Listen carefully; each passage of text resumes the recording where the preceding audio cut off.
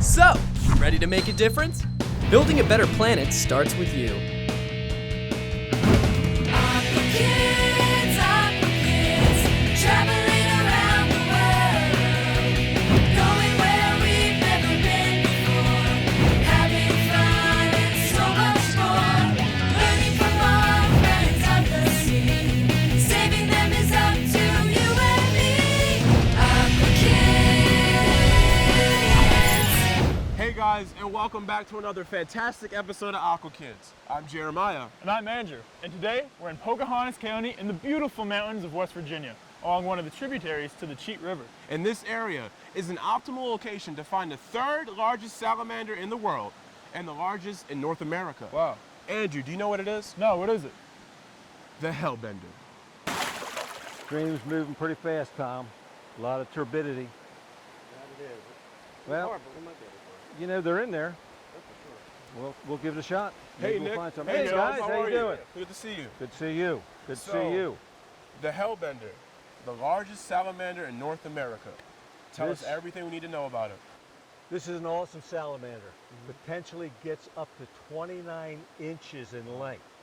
This salamander ranges from southern New York to northern Alabama. We're in West Virginia, and this is prime habitat. These clean mountain streams, that's where they live. Cryptobranchus alleghaniensis is the name. These animals are dorso-ventrally flattened. Okay. That means they're flat from the back to their belly. Very well suited for this habitat. They go underneath the rocks, that's where they live. Their primary food is crayfish, and this is actually a small crayfish. They'll eat big crayfish. These animals never leave the stream. When we catch one, hopefully, you'll see the folds along the body. It increases the surface area. These animals breathe through their skin.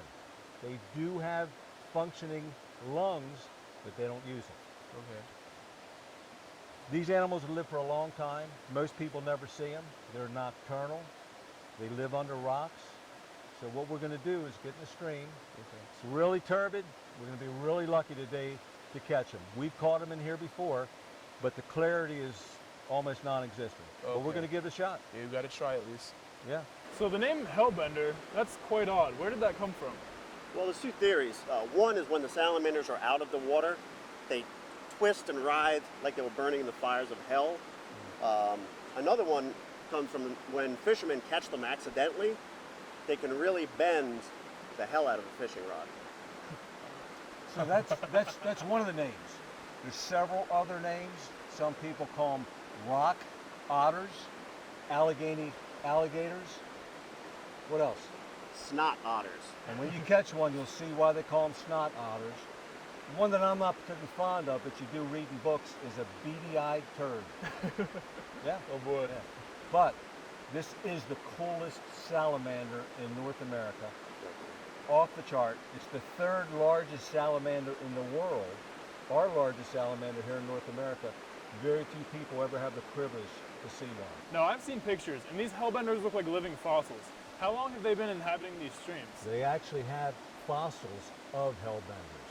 These things have been in these streams for millions of years, and they still exist. Pretty cool, huh? Yeah. Now we established that the Hellbender is the third largest salamander in the world. Where can you find the other two? Well, the biggest salamander in the world is a Chinese giant salamander. Where do you think you find him? China. Very good. The second largest salamander is the Japanese giant salamander. Where do you think he comes from? Japan.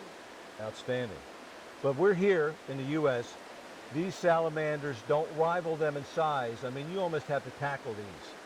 The salamanders in China and Japan could take a finger off. These things could give you a severe bite. They eat crayfish.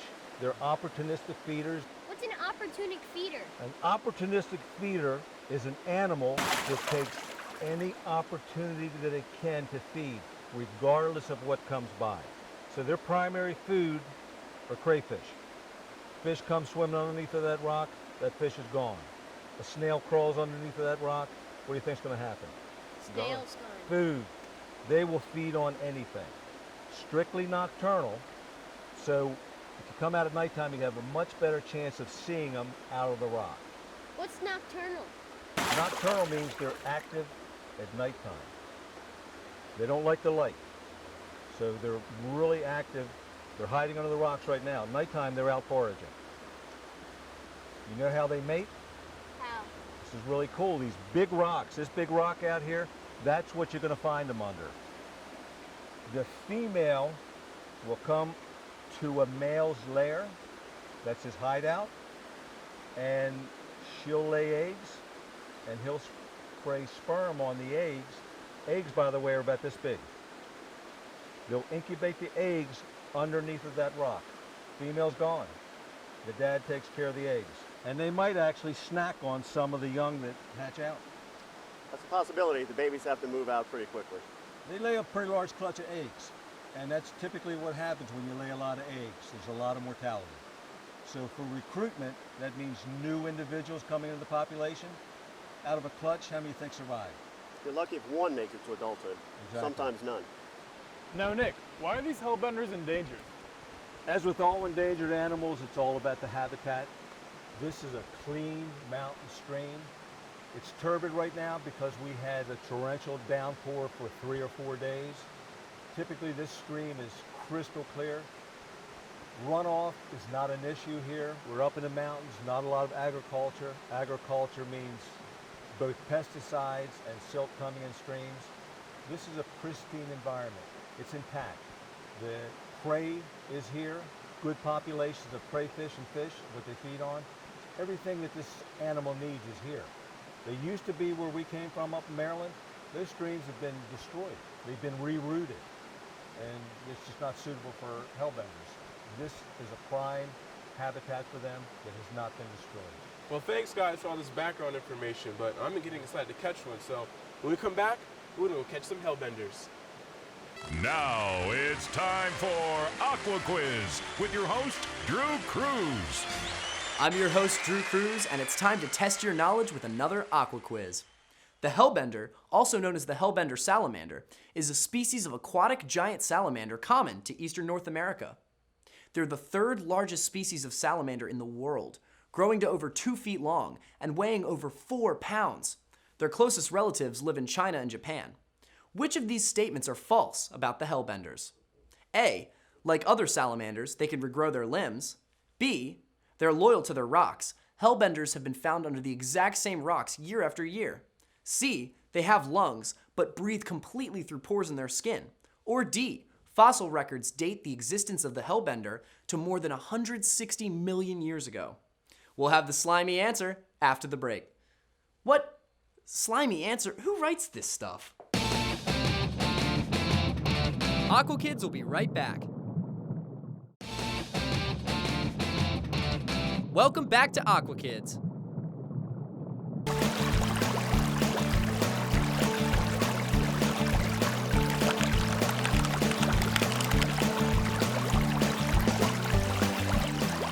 Hey guys, and welcome back to Aqua Kids. So Nick, we moved locations. Why is that?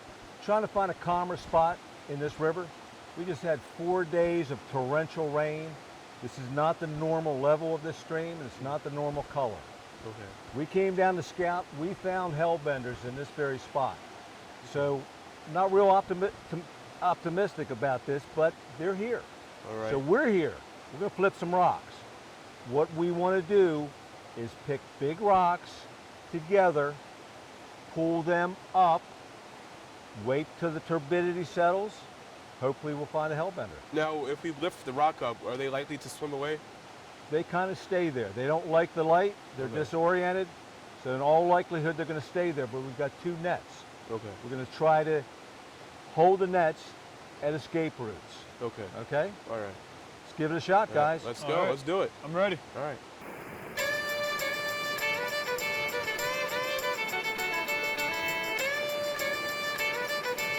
Okay, guys, let's start with this rock. It's undercut. It's not my favorite place to look by the bank, but you never know. Let's start flipping some rocks. Gently, Real slow just and lift gentle. it up very slowly. Look on the side, see if anything's coming out. Gotta wait for the turbidity to settle. Just hold it right there. It's amazing how they'll just stay here. They're disoriented, they're nocturnal. So this light is not what they want. They'll hold right here. All right, guys, trust me, when we look for hellbenders, we flip a lot of rocks, hundreds of rocks. So let's keep on going. You do that, I'll do this.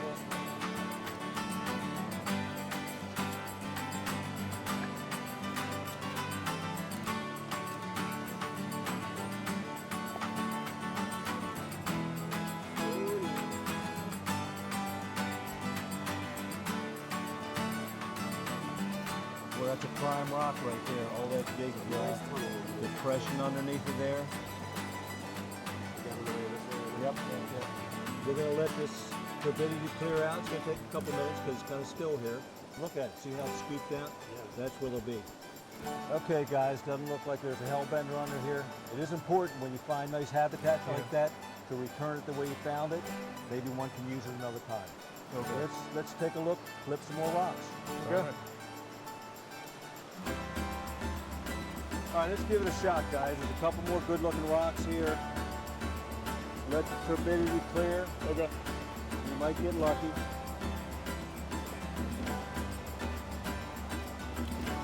Guys, I'm not real hopeful we're going to find one today. This stream is moving really fast, very turbid.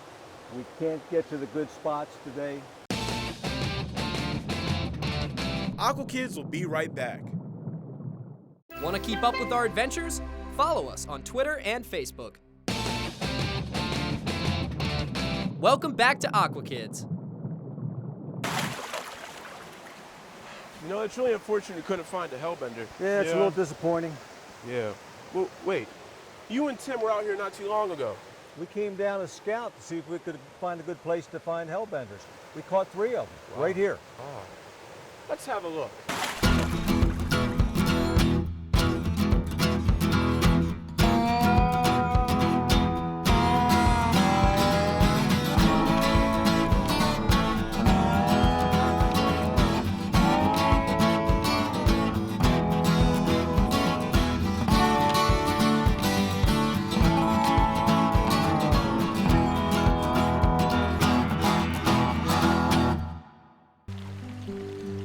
Hellbenders are a pretty unique animal, very large salamander that inhabit clean, rocky streams.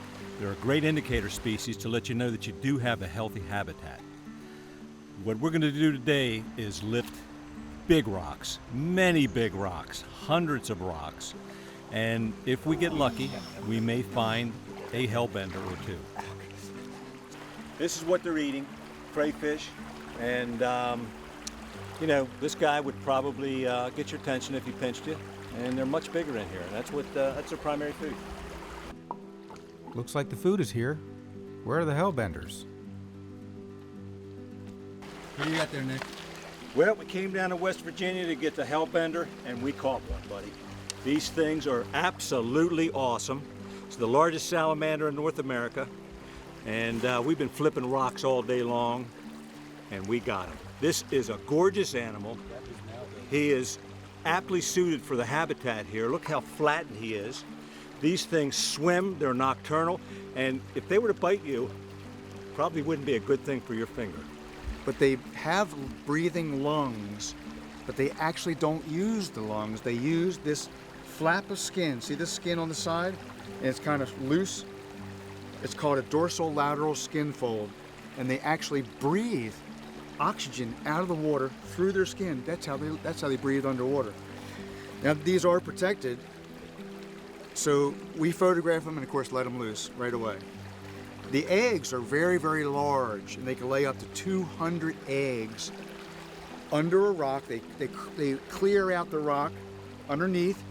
The eggs are giant. They're almost like 3/4 inch long, and they're held together by thin threads, like 10 threads, like 200 of them. And believe it or not, the male is the one that protects the eggs. So the male entices the female to lay the eggs, then it's external fertilization. The male shoots sperm all over top of the eggs and fans the tail so it's an equal distribution, then scares the female off, and the male protects the eggs. So you should never look for these when they're egg laying season, because the eggs will go downstream and not be protected, and they'll most likely be eaten or die. It's really hard to tell sex on hellbenders. You know, is it a male, is it female? But during the breeding season, the cloaca, this area right here, swells up with a big ring around it. That's the male, so you can tell that's the male. Right now, this is hard to tell. If I were to guess, I would say that's a female, but we're not quite at the breeding season yet, so we don't know. And again, you really don't want to disturb them during the breeding season. This is a fair-sized salamander, but this is by no means the extent of how big these guys get. These guys will get close to 3 feet. Can you imagine a salamander in the eastern part of the United States 3 feet long? This is impressive. When you show people this salamander, they can't believe that it actually could live in a small stream like this. But to get one that's full size, amazing. Average size is around 2 feet, but like Nick said, there's been many records 30 inches or more. Now there's 2 other salamanders in the world. One's a Japanese salamander and one's a Chinese salamander. They get much larger, you know, many feet, they're huge. But for North America, this is the king right here. This is the king salamander of North America.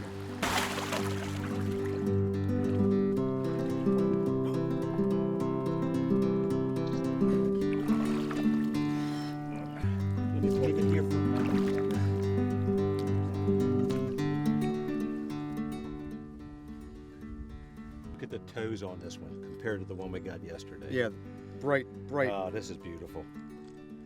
Bright Absolutely pink toes. beautiful. Their beady eyes, they don't have very good. Well, another name for these things, since you brought up beady eyes, is a beady-eyed turd. Straight up. Beady-eyed turd. Their eyesight's not the greatest, but their sense of smell is incredible. Well, They if you smell think- their food. They smell their food underwater, which is unbelievable. If you think about it, that's their habitat, underwater, under rocks. They come out at nighttime. So eyesight is secondary. All the other, the lateral line, Yeah. I mean, that's how they make their living in here, eating crayfish. And hopefully Joe can get a shot on these teeth. They're phenomenal. Little cone-shaped razors.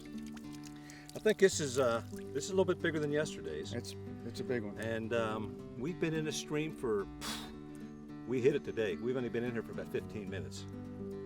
And the rock that we lifted up, I don't know if you can see that, but that rock probably weighed about 400 pounds. Yeah, it's heavy. It's up at the tip of that rock. This is how big the rock And is. It's a real privilege to be able to see something like this. This is a privilege that most people don't get the opportunity to see, either through inclination or just sheer lack of luck, not being able to turn a rock. We spent hours yesterday, probably 5 hours. What do you think, Tim? Yeah, easy. And we turned up one. And today, hey, never been to this spot before. Looked great. We're in the habitat, and it was probably only the 100th rock that we turned over today, and here he is. Cryptobranchus. They're hidden gills. When they're younger, they actually have feathery gills, but they lose them. And some retain the gill slits, but they actually breathe through the sides of their skin, the flappy, loose skin on the sides called dorsolateral flaps. You can't appreciate how slimy this animal is. It's like grabbing a watermelon full of Vaseline in a swimming pool. Make sure that goes on. I mean, it is so, no, seriously, it is so slippery. You can hardly hold on to them. Plus, they do have razor sharp teeth, but so you have to be careful. So you don't want to like go noodling for him? No, going like this is not a good idea, especially when you're in the front end. A little bit. Sorry.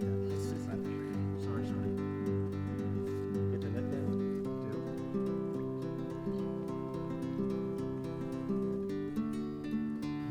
That's a black one right there. It is one. Seriously? It's right there. Oh, There. it is. Moving that way. Hey, look how dark it is. Oh my you got the net, God. Tim? You got the net? All right. He's in. He's in. He's in. Yeah, baby! Yes. We got him. We got him. Awesome, boys. You know, that didn't look like one because it was black. I know. Oh my Right, everyone God. clear? Clear. This is a beautiful black hellbender with orange toes. It goes to show the variability of this species. Well, it looks like you guys had a great time.